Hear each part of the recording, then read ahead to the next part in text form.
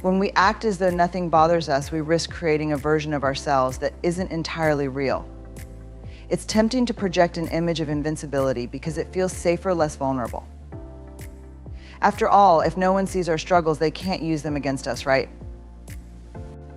But this pursuit of appearing unbothered often disconnects us from the very essence of who we are. Authenticity isn't about perfection or always being strong. It's about aligning our inner world with what we show to the outside. The problem with prioritizing image over authenticity is that it leads to disconnection, not just from others, but from ourselves. When we suppress our true emotions, we send ourselves a harmful message: what I feel isn't valid.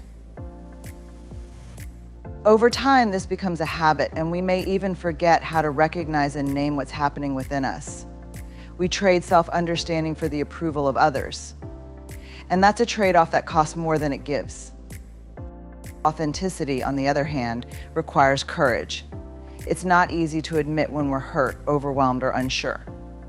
But acknowledging these feelings doesn't make us weak, it makes us human. When we show up as our full, imperfect selves, we create a foundation of self-worth that isn't tied to what others think of us. We start to see that our value isn't in how unshakable we appear, but in how true we are to who we are to who we are. When we embrace authenticity, we give others permission to do the same. We create spaces where honesty and vulnerability aren't liabilities, but strengths. And in these spaces, real connection becomes possible. By choosing to live authentically, we model what it means to show up wholeheartedly, flaws, feelings, and all. It's not always comfortable, but it's worth it because life is richer when we're honest about who we are and what we feel. Vulnerability is often misunderstood. We're conditioned to see it as a sign of weakness, as something to avoid at all costs. But the truth is, vulnerability is where strength begins. It's the willingness to show up and be seen, even when we're uncertain, even when the outcome is beyond our control. There's nothing weak about that. In fact, it takes immense courage to embrace vulnerability because it means letting go of the armor we use to protect ourselves and stepping into a space where we can truly connect with ourselves and with others. When we acknowledge vulnerability as strength, we stop seeing our struggles and fears as something to hide. Instead, we begin to understand that they're part of what makes us human. Every person faces moments of doubt, failure, or pain. These experiences don't define our worth, they shape our capacity for resilience. When we can name what we're feeling, when we can say, this is hard, and I'm struggling, we reclaim power over the narrative we tell ourselves. Vulnerability becomes a tool, not a burden. What's even more transformative is how vulnerability deepens our relationships. Pretending to have it all together may seem like the safer route, but it often builds walls instead of bridges. When we're honest about our fears, insecurities, and challenges, we invite others to do the same. We create spaces where empathy thrives, where connection grows, and where we no longer feel alone in what we're facing. Vulnerability, then, isn't just about personal strength, it's about fostering community and trust. It's also important to recognize that vulnerability doesn't mean oversharing or exposing ourselves recklessly. It's about intentional openness, choosing to show parts of ourselves to people who have earned our trust. In doing so, we find the strength to let go of perfectionism, to say, I am enough as I am, even when I'm struggling. Vulnerability is the foundation of true courage, and when we embrace it, we step into a life of authenticity, connection, and profound strength. Boundaries are often misunderstood as walls meant to keep others out. But they're not about isolation, they're about protection. They're the lines we draw to honor our needs, values, and emotional well-being. Masks, on the other hand, are what we wear when we're afraid to be seen as we truly are. While boundaries are tools for connection and self-respect, masks create distance and leave us feeling unseen and disconnected, even in the company of others. When we rely on masks instead of boundaries, we deny ourselves the chance to engage authentically with the world. The beauty of boundaries is that they allow us to show up as ourselves without compromising what matters most to us. They are a way of saying, this is what I need to feel safe and respected without needing to hide behind a facade of invincibility. When we set healthy boundaries, we're not pretending to be unaffected or unbothered. Instead, we're acknowledging our humanity and choosing to protect our peace in a way that's honest and empowering. Boundaries help us navigate relationships without losing ourselves, whereas masks ask us to sacrifice authenticity in exchange for approval or avoidance of conflict. It's tempting to use masks because they can feel like an easier, quicker solution. If we appear unshakable, people won't ask too many questions. If we seem like we've got everything under control, we won't have to risk rejection or judgment. But wearing a mask comes at a high cost. Over time, it erodes our sense of self and leaves us feeling lonely. Even in the presence of others, masks keep people at arm's length, but boundaries allow us to invite others closer while maintaining our sense of integrity. Boundaries also teach others how to treat us. They communicate our limits and show that we respect ourselves enough to advocate for our needs. When we lean into boundaries instead of masks, we stop fearing vulnerability and start building relationships based on mutual respect and understanding. And while it may feel uncomfortable to set boundaries at first, especially if we've been accustomed to hiding behind a mask, the long-term benefits far outweigh the temporary discomfort. Boundaries lead to freedom, authenticity, and connection, while masks only lead to isolation. Choosing boundaries over masks is a radical act of self-care. It's a declaration that we are worthy of being seen and respected just as we are. It's a way of staying true to ourselves while creating space for deeper, more meaningful relationships. Boundaries protect what's most precious: our authenticity, our peace, and our ability to connect with others without losing ourselves in the process. When we face difficult emotions, the instinct to suppress them can be strong. We might tell ourselves to push through or stay positive, thinking that burying the pain or discomfort will make it go away. But emotions don't disappear just because we ignore them. Suppressing what we feel is like trying to hold a beach ball underwater. It takes immense effort, and eventually it will resurface, often with greater intensity. Our processing, on the other hand, invites us to confront and understand our emotions so we can move through them with clarity and grace. Our processing emotions doesn't mean wallowing in them, it means giving them the attention they deserve. Emotions are messengers. They tell us what we value, where we've been hurt, and what needs to be addressed. When we take the time to sit with our feelings, to name them and explore their roots, we gain insight into ourselves. Processing is about pausing to ask, what am I feeling? Why am I feeling this way? What is this emotion trying to teach me? Suppression silences these questions, but processing gives us the answers we need to heal and grow. Suppressing emotions may feel like a shortcut to stability, but it often creates more problems in the long run. Suppressed emotions have a way of manifesting in unexpected ways through irritability, stress, or even physical symptoms. They can cloud our judgment, strain our relationships, and keep us stuck in patterns that don't serve us. Processing, however, allows us to release the emotional weight we carry. It's not about getting rid of the feeling, it's about acknowledging it, understanding it, and finding a way to move forward. Our processing emotions also fosters self-compassion. When we allow ourselves to feel without judgment, we create space for healing. It's okay to be sad, angry, or scared. These emotions don't make us weak, they make us human. By processing them, we learn to extend the same kindness to ourselves that we would to a friend going through a tough time. Suppression, on the other hand, reinforces the idea that our feelings are something to be ashamed of, which only deepens our pain. The act of processing can take many forms. It might look like journaling, talking to a trusted friend, meditating, or seeking therapy. Whatever the method, the key is to approach our emotions with curiosity instead of resistance. When we stop fighting our feelings and start exploring them, we unlock the power to heal, to grow, and to respond to life's challenges in a way that feels aligned with our true selves. Processing isn't always easy, but it's always worth it. It's the path to emotional freedom, where we're no longer weighed down by unspoken pain or unresolved tension. It's how we transform difficult experiences into opportunities for insight and resilience. Suppressing emotions might seem like the safer option in the moment, but processing them is what truly sets us free. It's a practice of honoring our emotions, learning from them, and allowing them to shape us into stronger, more authentic versions of ourselves. The pursuit of perfection is deeply ingrained in many of us, often disguised as striving for excellence or doing our best. However, perfection is an illusion. It's a standard that is constantly shifting and impossible to fully attain. It creates an internal pressure that tells us we must always be flawless, always meet certain expectations, and always present an image of success and control. But in that pursuit, we lose sight of what truly matters: connection. The irony is that perfection often stands in the way of genuine relationships and authentic experiences.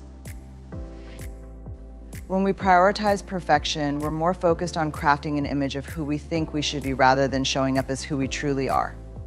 We become so concerned with doing things right that we miss the opportunity to connect with others in meaningful ways. The fear of being judged or rejected for not measuring up keeps us in a cycle of self-editing, where we're constantly filtering our actions, words, and even emotions to fit an ideal. This mask of perfection creates distance not only between us and others, but also between us and ourselves. We become more invested in how we are perceived than in the richness of our actual connections. True connection, however, is built on authenticity, vulnerability, and shared humanity. When we allow ourselves to be imperfect, we invite others to do the same. It's in our imperfections that we find common ground. When we let go of the need to be perfect and show up as we are flaws, and all we create space for deeper understanding and empathy.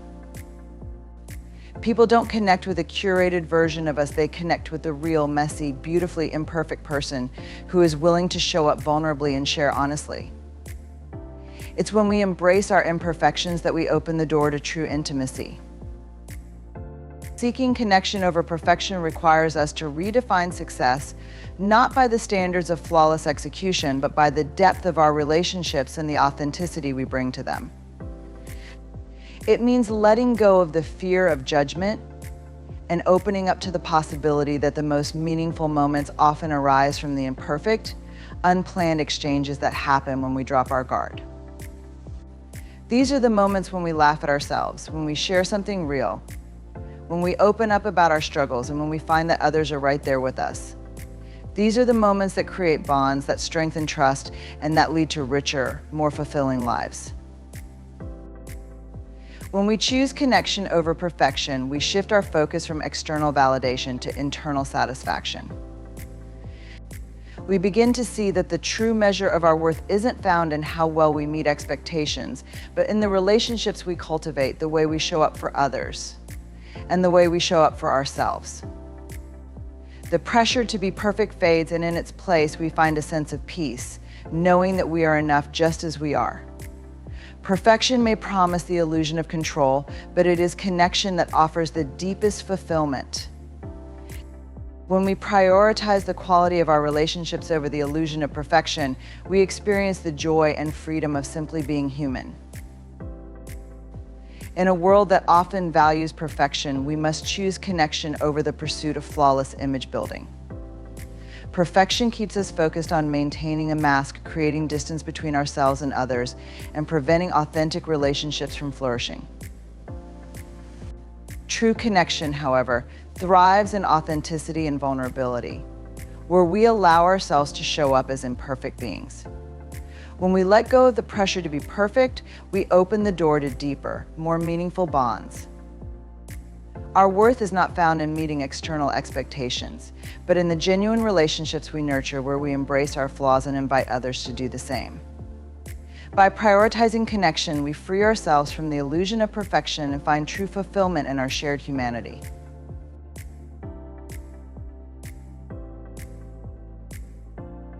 Perfection is often seen as the ultimate goal, the ideal we strive for in almost every aspect of our lives, from how we look, to how we perform, to how we present ourselves to the world. It promises a sense of control, a state where everything is in its right place, and where we are free from the risk of failure or judgment.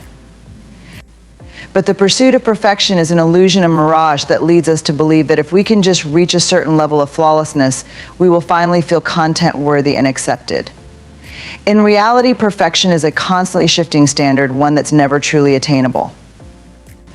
Even if we come close, it's never enough, and we're left perpetually chasing something that will always remain just out of reach. When we believe that perfection is possible, we begin to define ourselves by an external set of standards rather than by our true, authentic selves. This belief keeps us in a cycle of self-criticism where every mistake feels like a failure and every imperfection becomes something to hide or fix. The pressure to be perfect can consume us, leaving us unable to appreciate our accomplishments or enjoy the process of growth. Instead of celebrating our progress, we're constantly focused on what's not right yet. Perfectionism breeds dissatisfaction, as it thrives on the belief that who we are right now isn't enough. What makes this illusion even more powerful is how it's reinforced by societal expectations, social media, and cultural norms. We're often bombarded with images of people who seem to have it all together, who embody success, beauty, and happiness without visible flaws. This creates an unrealistic comparison, leading us to believe that we must meet these standards in order to be seen as worthy. But what we often forget is that these representations are curated and selective. The pursuit of perfection doesn't leave room for the messy, complex, and beautiful truth of being human. It strips away the authenticity of our experience, creating a version of ourselves that is based on others' ideals, not our own truth. Moreover, perfectionism can be paralyzing. The fear of not measuring up can prevent us from taking risks, trying new things, or even moving forward in areas of our lives. We hold ourselves back as we're waiting for the perfect moment, the perfect version of ourselves, or the perfect outcome. But the irony is that waiting for perfection often leads to inaction, and in doing so, we miss the opportunities for growth, learning, and connection that come through imperfection. When we let go of the need to be perfect, we free ourselves from this paralyzing cycle, allowing us to take imperfect action, learn from our mistakes, and move forward with greater ease and authenticity. At its core, the pursuit of perfection is a distraction from what truly matters, embracing our imperfection. Perfection is a rigid, narrow lens through which we view ourselves, while imperfection is the broad, expansive reality of who we are. It's through our flaws and mistakes that we learn, evolve, and grow. We discover our resilience, our creativity, and our capacity for compassion, not in our perfect moments, but in our moments of struggle, vulnerability, and failure. True fulfillment comes not from an unattainable standard of perfection, but from embracing our humanity and accepting that we are enough, just as we are. Authenticity is the foundation of meaningful human connection. When we allow ourselves to be true to who we are without hiding behind facades or pretending to be someone we're not, we create space for others to do the same. It's easy to think that we need to meet certain expectations, to look or act in ways that will gain us acceptance, but in doing so, we inadvertently build walls between ourselves and others. Perfection and polished images might attract attention, but they rarely cultivate real connection. Authenticity, however, allows us to show up fully in our relationships, offering the best of ourselves without the pressure of being perfect.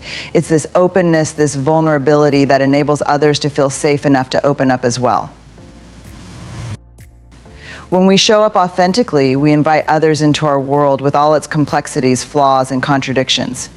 We're no longer simply presenting a curated version of ourselves, but offering the raw truth of who we are.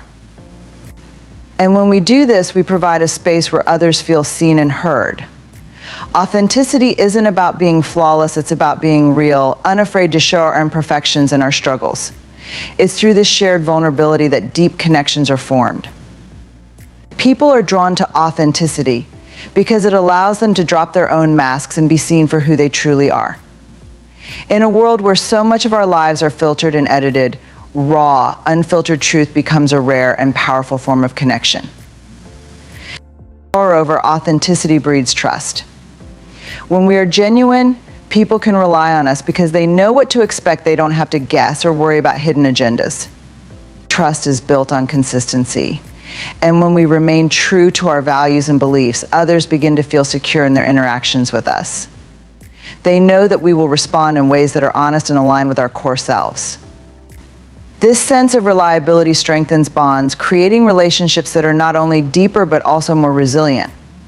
People want to be around those who don't pretend to be someone they're not, who aren't afraid to show their true selves, because it cultivates a sense of safety and mutual respect. Authenticity also nurtures empathy. When we are open about our experiences, especially our vulnerabilities, we allow others to see their own reflections in us. Our struggles and triumphs become a bridge to their own, fostering understanding and compassion. We stop viewing others from a distance, through the lens of judgment or comparison, and instead we begin to recognize the shared human experience that connects us all. The more authentic we are, the more others feel empowered to embrace their own authenticity. This creates a cycle of vulnerability and empathy that strengthens our relationships and deepens our connections. It's important to note that authenticity doesn't mean oversharing or being completely raw in every moment. It's about being honest and true to ourselves while respecting the boundaries and comfort levels of others.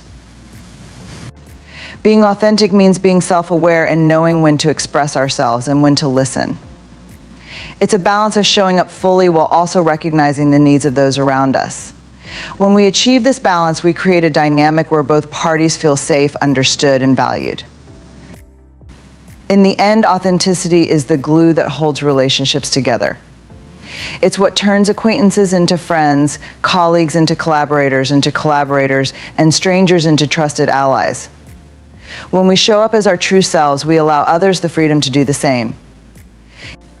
And in that space, genuine, meaningful connections are formed, built on trust, empathy, and a shared understanding of our humanity. Authenticity is not just the key to connection, it is the heart of all lasting, fulfilling relationships. Letting go of fear is one of the most powerful acts of liberation we can undertake, yet it's also one of the most challenging. Fear is a deeply ingrained instinct. It's there to protect us, to warn us of danger, and to keep us safe from harm. But fear, when left unchecked, can become a limiting force, shaping our choices, behaviors, and even our identity. It can paralyze us, prevent us from taking risks, and keep us from pursuing the very things that can lead to growth, fulfillment, and connection. When we allow fear to govern our actions, we stop living fully and start existing within the confines of what's comfortable, familiar, and safe. But the cost of living in this safe zone is the opportunity to experience life's richest moments, the breakthroughs, the connections, and the joys that come from stepping into the unknown. Fear is often rooted in the stories we tell ourselves about what could go wrong. We imagine worst-case scenarios, and in doing so, create a future based on our anxieties instead of our possibilities. This mental rehearsal of failure becomes a self-fulfilling prophecy. We become so consumed with fear that we may avoid taking action altogether, or even worse, make decisions based on the desire to escape fear, rather than move toward growth. It's as if we are allowing a future that hasn't happened yet to control our present reality. The truth, though, is that fear is often exaggerated. It thrives in the shadows, feeding on uncertainty, and when we shine a light on it, we see that much of what we fear is either unlikely or far less threatening than we imagined. Letting go of fear doesn't mean eradicating it entirely. It's about not letting it control us. It's about facing fear, questioning its validity, and choosing to act despite it. To let go of fear, we must first acknowledge it without judgment. We often try to suppress our fear or deny it, thinking that doing so will make us stronger. But fear doesn't go away just because we ignore it. It lingers, often silently influencing our choices and holding us back. Instead of avoiding it, we need to look at it directly, name it, and ask ourselves what it's really about. Is it a fear of failure, a fear of judgment, or a fear of the unknown? What are the real risks we're facing, and what are the imagined ones? In acknowledging fear for what it truly is, we begin to take away its power. We realize that it doesn't have to define our actions or our worth.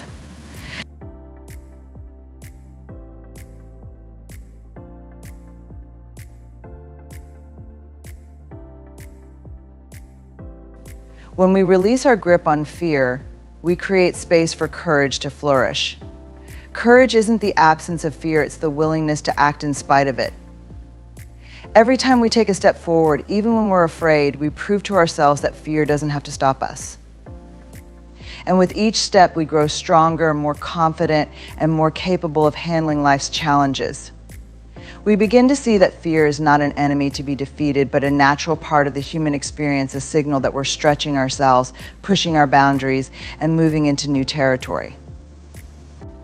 As we let go of the need for certainty and control, we become more resilient, more adaptable, and more willing to embrace the uncertainty that life brings.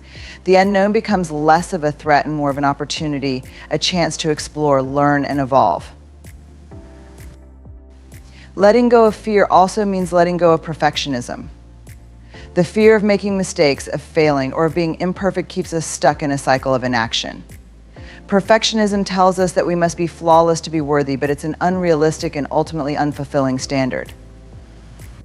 When we release the need to be perfect, we create the freedom to be authentic, to make mistakes, and to learn from them.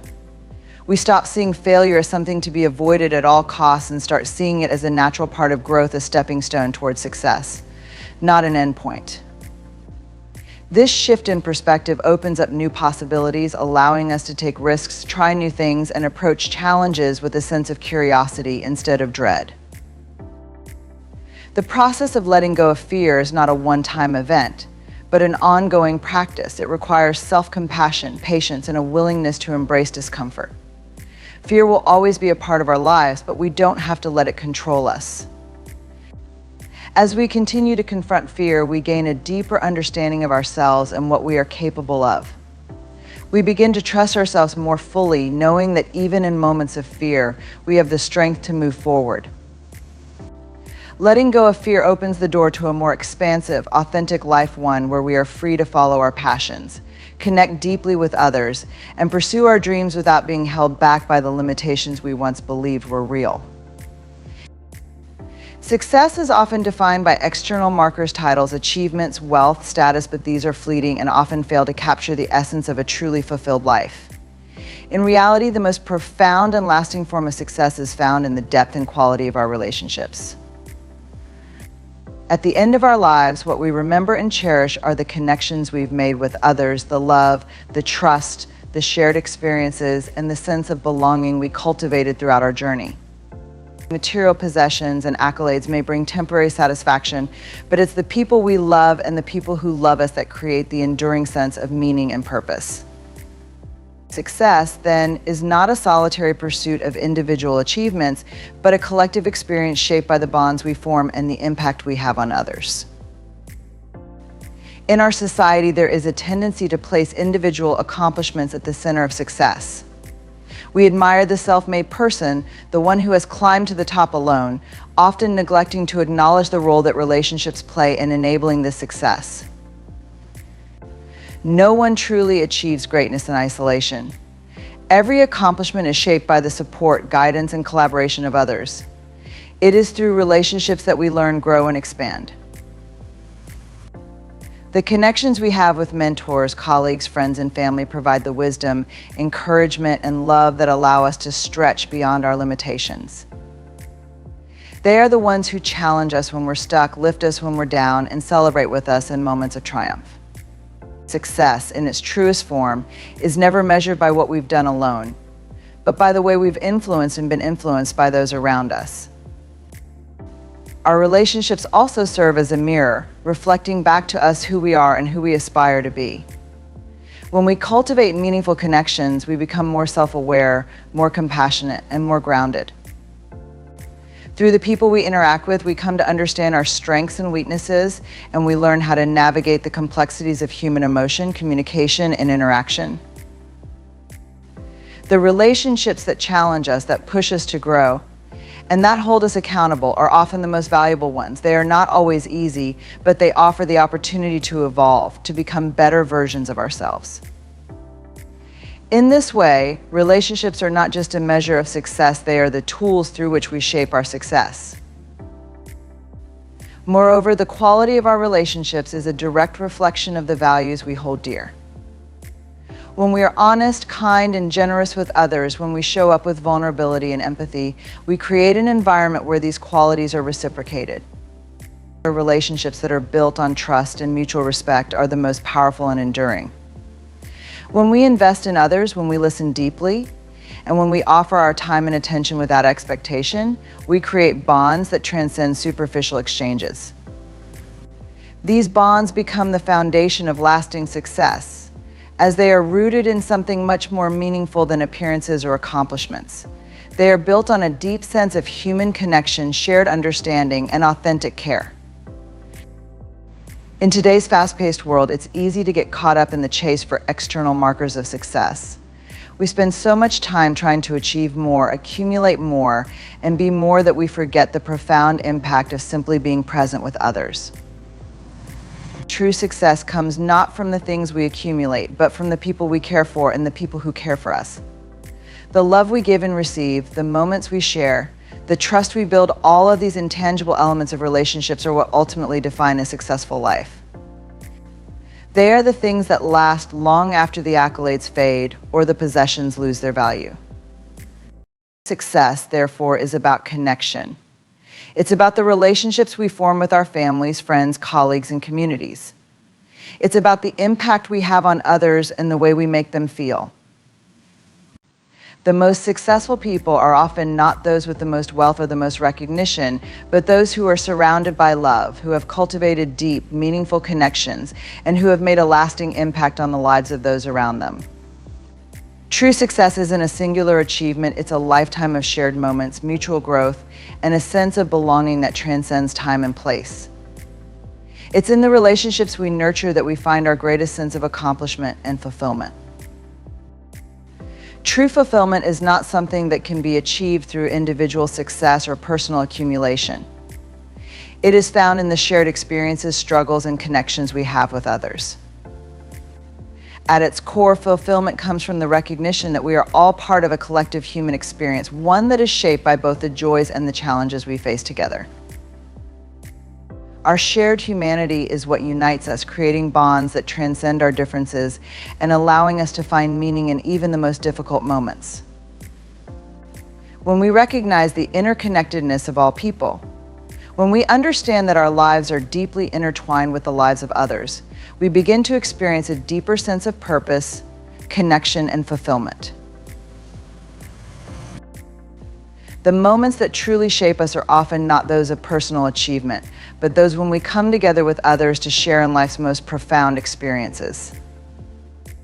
Whether it's the joy of celebrating a victory with loved ones, the comfort of leaning on someone during a time of hardship, or the empathy we extend to others in their moments of need, it is in these moments of shared humanity that we find the deepest sense of fulfillment. These connections remind us that we are not alone, that our experiences are part of a larger story, and that our actions, both big and small, have the power to impact others in meaningful ways. In a world that often emphasizes competition and individualism, it can be easy to forget the power of shared experience. We are frequently told that fulfillment comes from achieving personal success, acquiring wealth, or reaching individual milestones. But this perspective overlooks the fact that true fulfillment is not measured by what we accumulate, but by the relationships we build, the communities we nurture, and the impact we have on the lives of others. It is through giving of ourselves, through acts of kindness, compassion, and service, that we experience the deepest joy and satisfaction. We find fulfillment not in what we have, but in who we are to each other. Furthermore, shared humanity also teaches us the importance of vulnerability. It's when we allow ourselves to be seen, when we share our struggles, fears, and imperfections with others, that we truly connect on a human level. Vulnerability breaks down the walls of isolation and helps us to see that we are not so different from one another. When we share our stories, our pains, and our triumphs, we open the door for others to do the same. This mutual exchange creates an environment of trust, understanding, and empathy, which is the foundation of true connection. In these spaces, we realize that our fulfillment is not something we can achieve alone. It is something that emerges when we come together with others, recognizing the shared beauty of being human. When we embrace the idea that fulfillment comes from shared humanity, we begin to see the world differently. Instead of viewing others as obstacles to our success or competition for resources, we begin to see them as fellow travelers on the same journey.